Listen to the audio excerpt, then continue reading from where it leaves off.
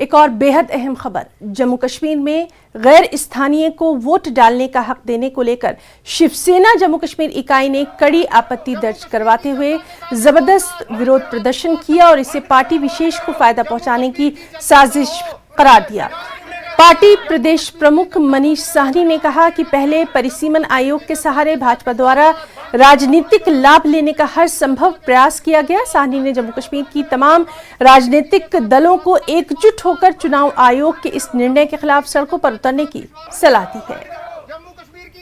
देखिए, हाल ही के अंदर आज जो है एक चुनाव आयोग का बड़ा हैरत अंगेज फैसला आया, जो सुनने के अंदर मिला समाचार पत्रों के माध्यम से, टीवी चैनलों के माध्यम से, कि जम्मू कश्मीर के अंदर गैर कश्मीरियों को, गैर जम्मू कश्मीर के निवासियों को भी यहां पर वोट का अधिकार दे दिया गया है। मैं सरकार से पूछना चाहता हूं कि क्या अब बीजेपी जम्मू कश्मीर के गैर कश्मीरियों के दम पर, बाहरियों के दम पर यहां पर सत्ता हथियाने की जो है एक साजिश रची जा रही है, सोची समझी। देखिए, जम्मू कश्मीर के अंदर पिछले कुछ सालों से लगातार हम आवाज़ बुलंद कर रहे थे उन विदेशी लोगों की, उन बांग्लादेशी लोगों को खिलाफ, उन रोहिंग्यों के खिलाफ जिनके पास जो जम्मू कश्मीर में आकर बसे थे, और काफ़ी हद तक हम उनको जम्मू कश्मीर से बाहर खदेड़ने के मुहिम के अंदर कामयाब भी हो चुके थे।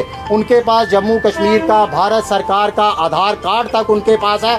तो मैं बीजेपी के और चुनाव आयोग से पूछना चाहता हूं कि इनको कैसे अलग किया जाएगा। क्या अब आने वाले समय में जम्मू कश्मीर में गैर कश्मीरियों के साथ विदेशियों को भी यहां पर वोट डालने का अधिकार दिया जाएगा? ये बीजेपी का दोहरा चरित्र है। बीजेपी समझ चुकी है, लोगों के आकांक्षाओं को भाग चुकी है कि लोग इस समय जम्मू कश्मीर की आवाम बीजेपी से घोर निराशा के अंदर है, उनसे भारी उनके जब निराशा है उसके अंदर, और जिसको अब छुपाने के लिए बीजेपी को पता है कि स्थानीय लोगों के दम पर वह जम्मू कश्मीर के अंदर सरकार नहीं बना सकती। तो अब एक सोची समझी साजिश के तहत जम्मू कश्मीर की संस्कृति को, पहचान को प्रभावित करने के लिए बाहरी लोगों को, गैर जम्मू कश्मीर के लोगों को, गैर स्थानीय लोगों को वोट का हक दिया गया है, जिसका शिवसेना कड़े शब्दों के अंदर इसका विरोध करती है और जम्मू कश्मीर के तमाम संगठनों से, तमाम राजनीतिक पार्टियों से अपील करती है कि वे बाहर निकलें, सड़कों पर उतरें और सरकार को ये फैसला वापस लेने पर मजबूर करें, क्योंकि किसी भी राज्य की सरकार वहाँ के स्थानीय लोगों के मतदान से होनी चाहिए। ये लोकतंत्र के अधिकार का हनन है और एक तरह की दोहरी राजनीति, दोहरा लोकतंत्र है। अखनूर के खड़ सब डिवीजन में लौखी खड़ पुल के पास से सड़क का कटान धीरे धीरे बढ़ता जा रहा था, जिससे लोगों को परेशानियों का सामना था।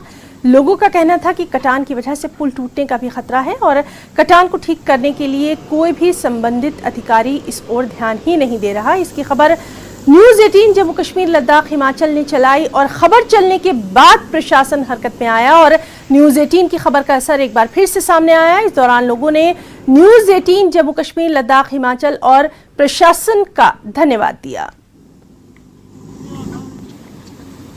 न्यूज़ 18 शुरू से ही आम लोगों की आवाज़ प्रशासन तक पहुंचाता आया है। एक बार फिर न्यूज़ 18 ने साबित कर दिया। मैं आपको बता दूं कि जो पुल है, इस पुल के साथ सड़क है, उसका कटाव दिन प्रतिदिन बढ़ता जा रहा था, जिससे लोग काफ़ी परेशान थे।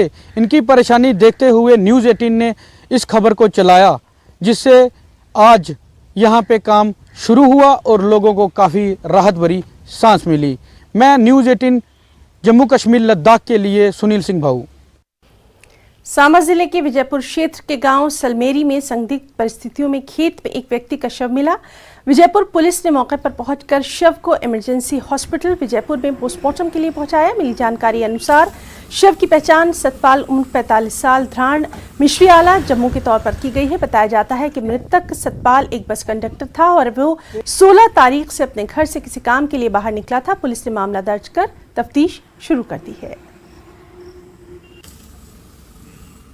हमें फ़ोन आया था 70 माइल से कि वहाँ पे एक डेड बॉडी पड़ी हुई है, तो अगर आपके पास एसएचओ साहब का नंबर है तो आप उसे फ़ोन कर दीजिए। तो अभी क्या देखा आपने, वहाँ गए थे? हाँ, गए थे मौके पे। क्या कुछ था? हाँ, वो तो हमने देखा है, वो डेड बॉडी तो उधर वहाँ पे पड़ी हुई है, ठीक है ना, लेकिन सड़ी हुई है, उसकी पहचान तो हमसे नहीं हुई है, तो वो पुलिस कर रही है तहकीकात। डुग्गर खबरा में फिलहाल